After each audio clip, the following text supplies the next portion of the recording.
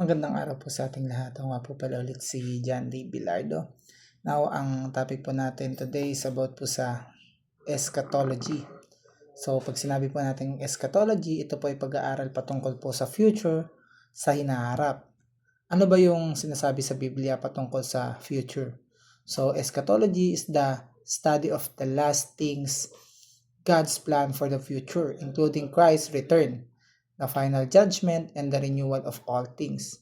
While some approach the future with fear, the Bible teaches us that God's sovereignty extends to the end of history. For believers, eschatology is not about speculation but about hope.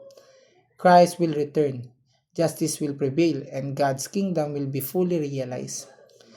Sabi po rito sa Revelation chapter 21 verse 1 to 4, asign na lang po natin sa English. Then I saw a new heaven and a new earth, for the cries for first heaven and the first earth had passed away, and there was no longer any sea. I saw the holy city, the new Jerusalem, coming down out heaven from God, prepared as a bride, beautiful dress for her husband. And I heard a loud voice from the throne saying, Look, God dwelling place is now among the people, and he will dwell with them. They will be his people, and God himself will be with them and be their God. He will wipe every tear from their eyes. There will be no more death or mourning or crying or pain, for the old order of things has passed away. Now, ito po yung first teaching natin. Meron pong three crucial end times teaching. Yung first, God control the future. So, kahit magkakaiba po tayo ng views patungkol rito yung iba optimistic, yung iba masyadong hindi optimistic, parang ang nakikita nila pabulok na ng pabulok yung mundo. Magkaiba man tayo ng view, pero God control the future. Yan po ang mapag-aagrihan natin.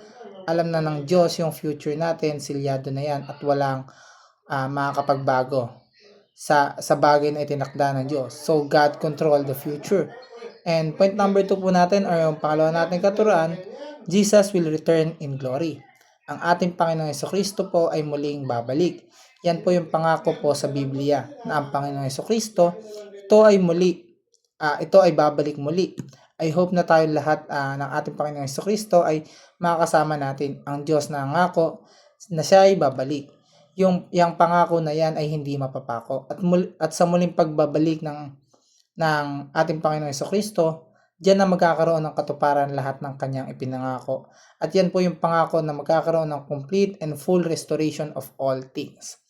And point number 3 po natin, or huli nating katuruan, creation will be restored. Just as it was in Genesis chapter 1, na walang kamatayan, walang pagdurusa, pagkabulok, kasalanan, yan po ay magkakaroon ng katuparan sa muling pagbabalik ng ating Panginoong Jesucristo. So, creation will be restored. Now, hanggang dito na lamang po at maraming salamat po.